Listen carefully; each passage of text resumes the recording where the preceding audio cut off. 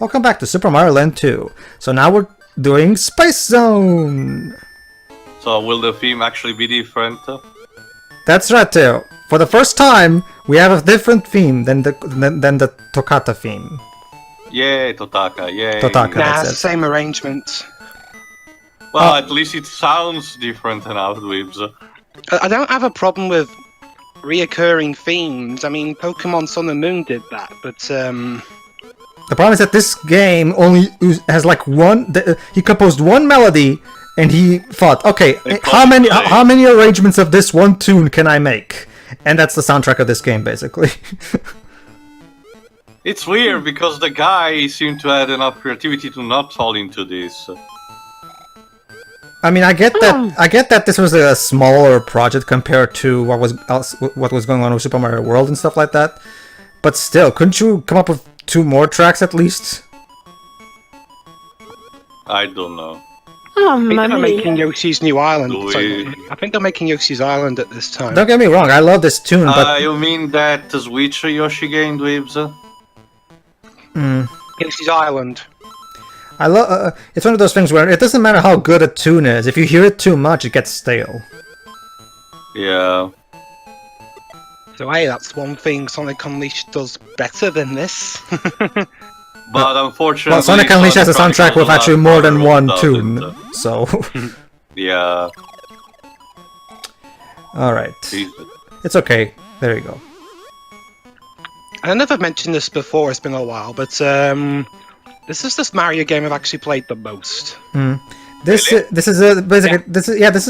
a cult classic of sorts. Like, a lot of people have this Mario as one of their favorites, if not their favorite, especially because of how different it is from the others. I had it on my Game Boy Color. I think I still got the cartridge actually. I can play it on my GBA. Yeah, I still have my. I think I still have my original Game Boy cartridge as well. It's just one of those things. Like people like the fact that this game is pretty much not using any of the typical Mario tropes. Well, it's also interesting to see how much we managed to upgrade from the compared to the first game. Yeah. You know. And A flower that turns me exactly as it was, basically the equivalent of a miss. Well, darn. Well, it's better than nothing. All-right. And now we're... Alright, side scrolling. Auto-scrolling. Yeah, auto-scrolling. With angry stars. I'm... are we on the moon or something? Where are we standing? Where exactly are we standing? Hey, the tune's different at least. Yeah, another thing. This actually was the first Mario game to introduce the concept of having a fire flower, getting hit, and then becoming Super Mario instead of just going straight to Little Mario. Because that's perfectly common right now in the 3D games and stuff like that. But and the new Mario games also do that. And this was the first game to do this stuff, because before this game came about, if you got hit, back to Little Mario it is. So this was so that's a neat little thing that stuck around at least. I guess. Also, once again, much like in Super Mario 3, Mario is pissing off some celestial corpse. Yes. Gotta love how basically, yeah, there you go. See, that's how you get past those. Like Low gravity. Yeah, this game, since we're in the space zone, we have moon physics. Meaning, if you're running and jumping at the same time, you'll be able to do insanely long jumps.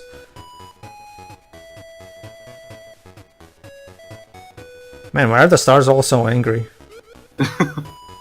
Maybe they're pissed off of Mario getting them all the time to get invincible. I don't know. No. It's a contrast to the happy clouds. I guess. Yes. Also, the fact clouds get all the attention, but they get. there are also these spirit stars, I think they're called, that help the Mushroom Kingdom in the JRPG games.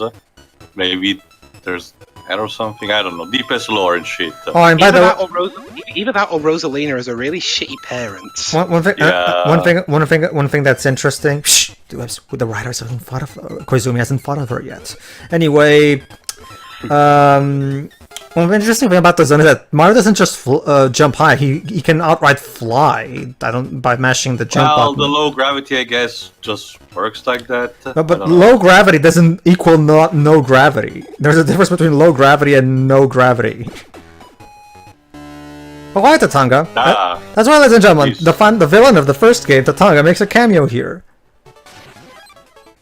Well, I guess it's better than just fading into a downright obscurity. Yeah. Did you see that? I jumped on him and I somehow got hurt. Could you explain to me what the hell was that? I mean, bad hit detection, I guess? Probably. Oh well, bye Tatanga, we'll never see you again. Sadly. Alright, and we got the second coin. The space coin.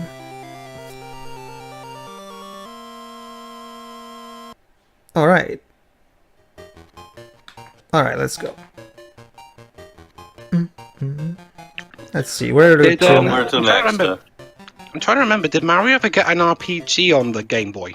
No, the first one Not was on Super the Mario Game Boy RPG on the Super Nintendo. Yeah, Legend of a Seven Star. The first mobile dreams was Superstar Saga on the Game Boy Advance. So in terms of big handheld RPGs for Nintendo, they had to wait till Pokemon. Basically, yeah. Alright, let's see. So what's next? I think it's, yeah, this one. Welcome to Macro Zone. Yes, welcome to Macro Zone, where everything is huge. Are we huge, or are they? Is this huge, or are we tiny? Doesn't matter. Can do. Anyway. Oh, look! It's the Tatanga tune again!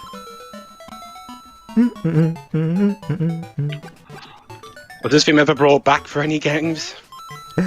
This was basically, I'm guessing I'm guessing Tatanga decided, okay, he only made one tune, because that one tune was all he needed. There, I've made my masterpiece, now I can just retire from video game composing and just have this tune mysteriously cameo in various Nintendo games.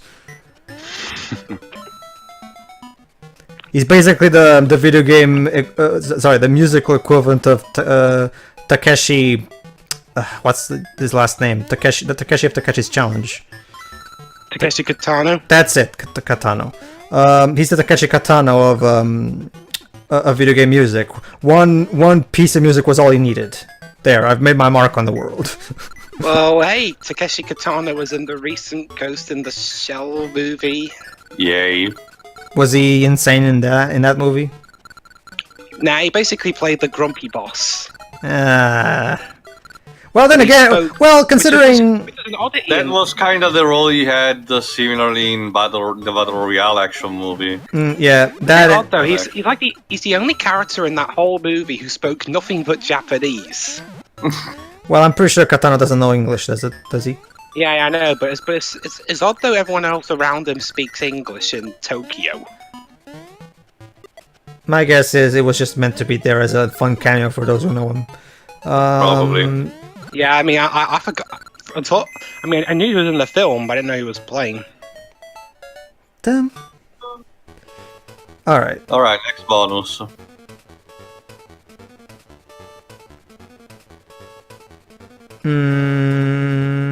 No.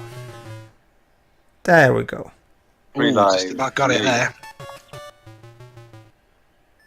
So yeah, like I've mentioned before, I had not right. The bunny ears power up is so broken that you'll be able to bypass most of the levels with them, as I'm about to demonstrate.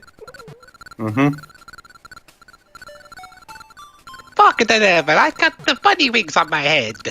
Dweebs. Remember, Dwebs, only Charles Martinet gets a pass. Anyway, alright, moving on, and there we go. Hey,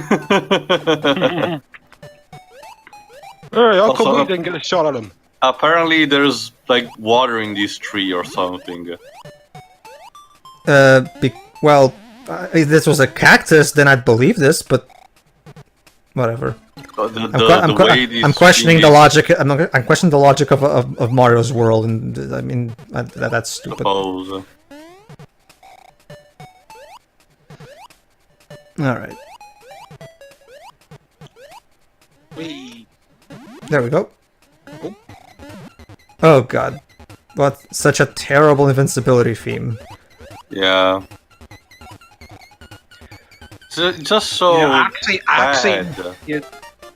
I mean, the bit at the end's all right, but the rest of it, though, oh god, not again.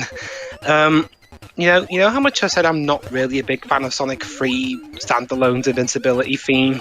Sure. Mm-hmm. I have to apologise a little bit to it because at least that one has a tune. Mm-hmm. I'm guessing that's what It's an obnoxious tune, but it's a tune. I don't think it's obnoxious, but it can get grating after multiple hearings. Yeah. It's worse because that's the same thing that plays as Supersonic. That's what Sonic 3 Complete is for. Because Sonic 3 Complete you can either replace it with the speeding up the theme, you know, akin to the speed shoes, or replace it with the Sonic the original Supersonic theme from the Sonic and Knuckles collection. Oh, Sonic 4 did that better. Well, Dibs, have you heard Sonic Mania Supersonic theme? Because the Sonic Mania Supersonic theme is the best of all. It's so fucking brilliant.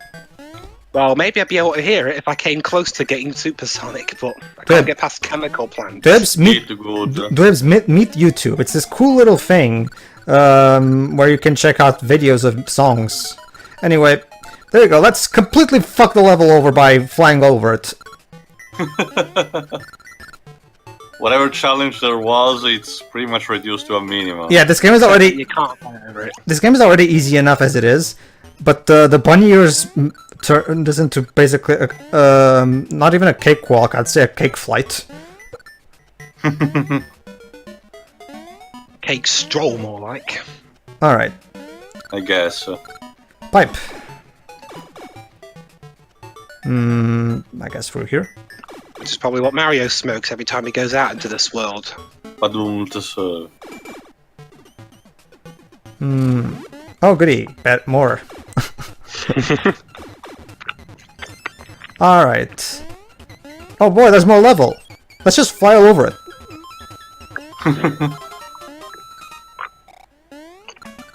Or when those bug things go out the way.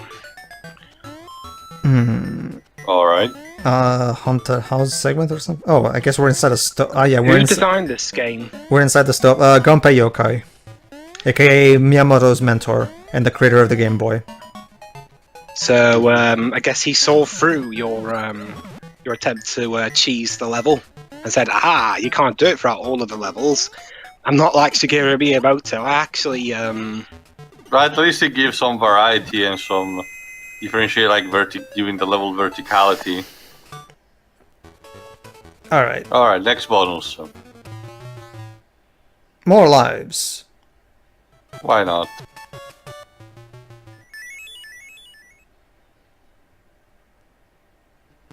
Alright, final boss time." Yes, boss level, but first the little level.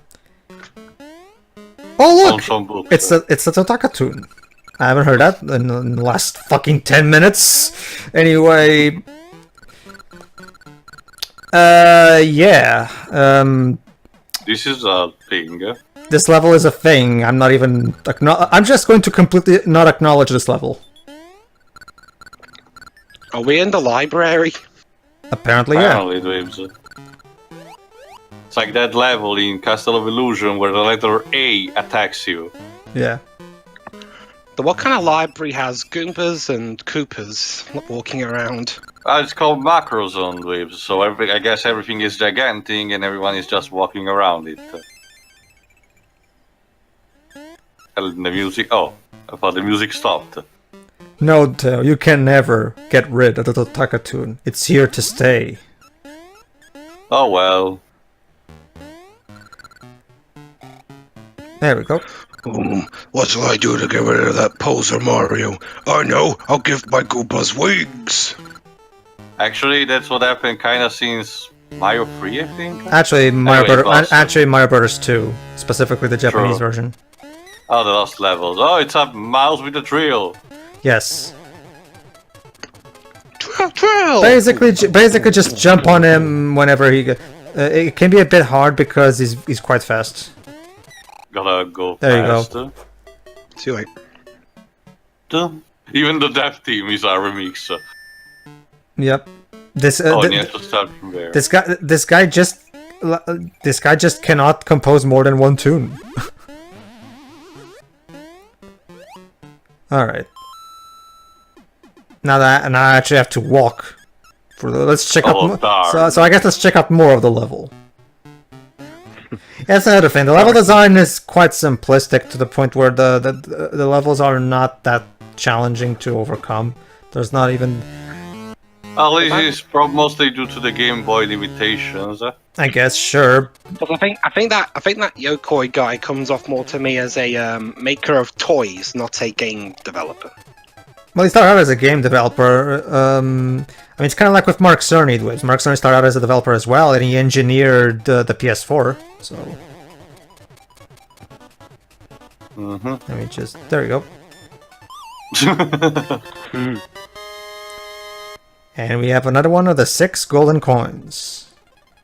The third one, and the coin is the macro house coin. Yeah. No, I'm not going to make a House MD joke. Yeah, this game is really short, as you can see. Like, if you know what you're doing, you can pretty much finish the game over the course of a half hour. You serious, Pedro? It took me nearly 20 years to get all the 6 coins. Well, that's because you suck at... Pumpkin Zone. That's because you suck. Ooh, spooky. Anyway, Pumpkin Zone. Oh, look! Is this... I don't know, Dwayne, what do you think this tune is? I don't know. It's been a while since I've heard it. Oh, okay. Also, gotta love the graves and everything in a Mario game.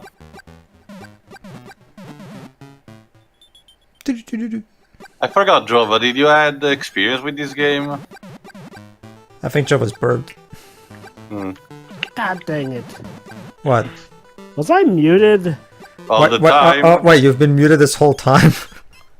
Have you heard me during this part at all? No. Not really. Okay, we'll make up for it. Go ahead, Jova, the stage is all yours. Alright. No, this is Mario, and we in Pumpkin. No, I mean, voice your thoughts about the game in your normal voice. For example, I asked you a question just now. I cannot. Oh, Goody, disappearing platforms like Mega Man. I totally needed to be reminded of that. Anyway. Well, actually, Teo, they're not disappearing. They're actually always there. It's just that they're invisible. Right. Okay. So it's not that bad. Okay, go ahead, Jova. But yeah, I mean, I think I played this game like a long time ago. A long time ago in a galaxy far, far away. Well, hopefully a different one than whatever Bowser was trying to do in Super Mario Galaxy. Anyway, I forgot if I told you in another part, but the only experience I had with this game was a bit weird because I hadn't a Game Boy until the Game Boy Advance on my own. The only thing I managed to do was trying Pokemon Red at a friend's house and sometimes Pokemon Gold at school with one of my schoolmates. But there was this time where I was visiting my mother's workplace. She was working like in a big building about laws and stuff. She was like more like, addressing all the bureaucracy and shit. And one of her colleagues had actually a Game Boy with this game on, and she was like, "Yeah, sure, go ahead, give it a try," because she needed to go with me somewhere else, and we need to wait. So this colleague was like, "Yeah, sure, go ahead," and actually tried it. I think up until this zone. It wasn't until way later on that that's a Kaizo trap. It wasn't until way later on that I actually got back to this game and finished it already. But I actually knew about it. I just knew it was about Mario. I didn't know which specifically was it. The thing that stuck with me the most at the time was, forgot if we passed already, the level where you need to traverse through the lake by being in a bubble. Anyway. Hey, the coin collecting sound effect actually sounds like the one from the NES version in this game. Yeah, I guess. Yeah, I mean, sure. it's in the last one. Well, correct me if I'm wrong, but I'm pretty sure the coin selection, sorry, the coin getting sound effect has always been the same since Super Mario Brothers. No, it wasn't. It was a bit different in Super Mario Land 1. Oh, it was? Yeah. Oh yeah, I think you're right, yeah. Now that I think about it. 1 up. So yeah, I guess this is all about, getting the right path and avoiding the bulls. Basically. Whee! Oh, goody, the best power up in the game. Let's see if I can get it. And There you go. There you go. There you go. Also, I really wonder what those things are. I don't know. I mean, sorry, Gunpei Yokai was They smoking. kind of remind me of those, celebration bells that you see like in Japan. They're kind of like the one in Smash Bros. Where they like start closed, but then they open up with confetti and you get a cheery sound Oh effect. god, the invincibility star again. But it seems like I Hey, can be get invincible. to it. Fuck it. Guess you weren't Yeah. able to fly up enough to get him. Well, it's not like it really matters. Look at that. Remember, Joe, the Pedro's probably going to be secretly relieved you don't get that, so you don't have to hear the invincibility theme again. Yeah.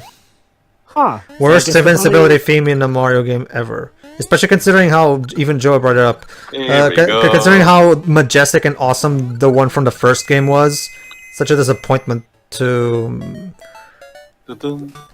regress like this. How do you think I Alright. felt about Sonic 3D Blast's Saturn's invincibility theme? Yeah, me Yeah, as well.